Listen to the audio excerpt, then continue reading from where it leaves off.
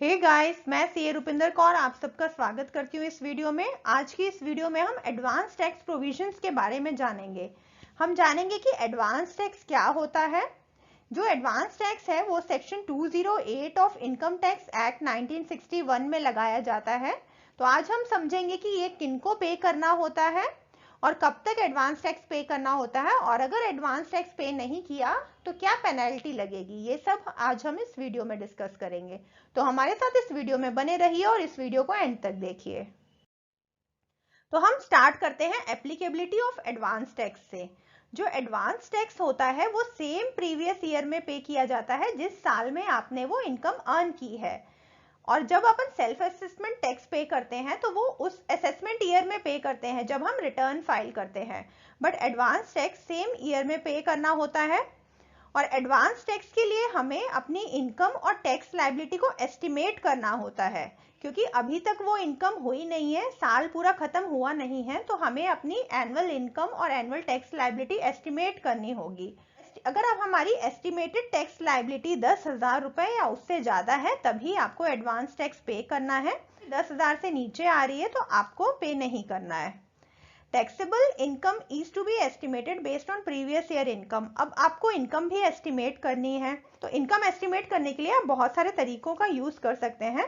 जैसे कि previous year की इनकम को बेस लेके आपको जो भी ग्रोथ लग रहा है उस ग्रोथ रेट को आप ऐड कर दीजिए। जो आपको लग रहा है कि इस साल आपकी एक्स्ट्रा इनकम होने वाली है वो ले लो।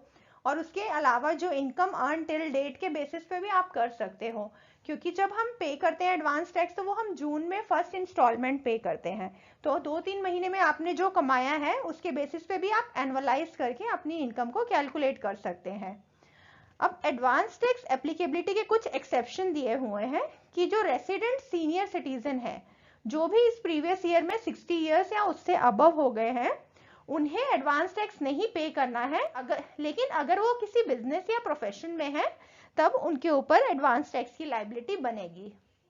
अब एडवांस टैक्स किन्हें पे करना है वो तो हमने देख लिया। अब देखते हैं कि due dates for payment of advance tax, कि हमें ये टैक्स कब तक पे करना है।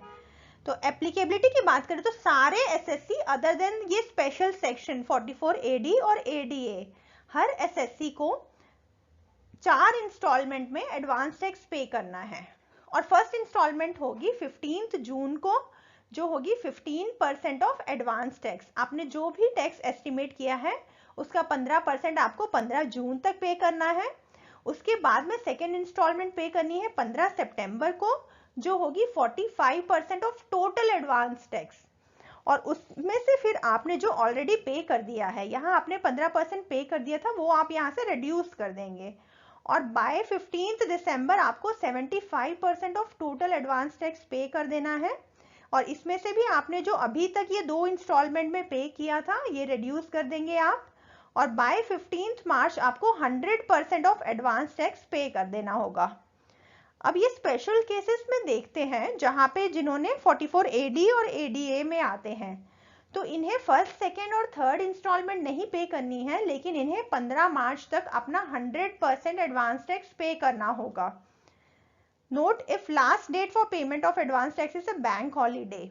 अगर 15 जून को, सपोज 15 जून को एक बैंक हॉलीडे है, तो आप 16 जून को पे कर सकते हैं। इन दैट केस आपको कोई लेट फीस या इंटरेस्ट नहीं लगेगा। अब इसे हम एग्जाम्पल के साथ समझते हैं। अगर आपकी एडवांस टैक्स लायबिलिटी जो हमने एस्टिमेट की है वो 1 लाख रुपए है, तो आपको 15 जून तक 15% ऑफ 1 लाख जो कि 15,000 पे करनी होगी फर्स्ट इंस्टॉलमेंट। और उसके बाद में सेकेंड इंस्टॉलमेंट आपकी बनेगी 45% ऑफ 1 लाख जो कि 45,000 आती है। उसमें से आपने 15,000 जो ऑलरेडी यहाँ पे कर दिया था वो रिड्यूस करके 30,000 रुपये आप 15 सितंबर को पे करेंगे।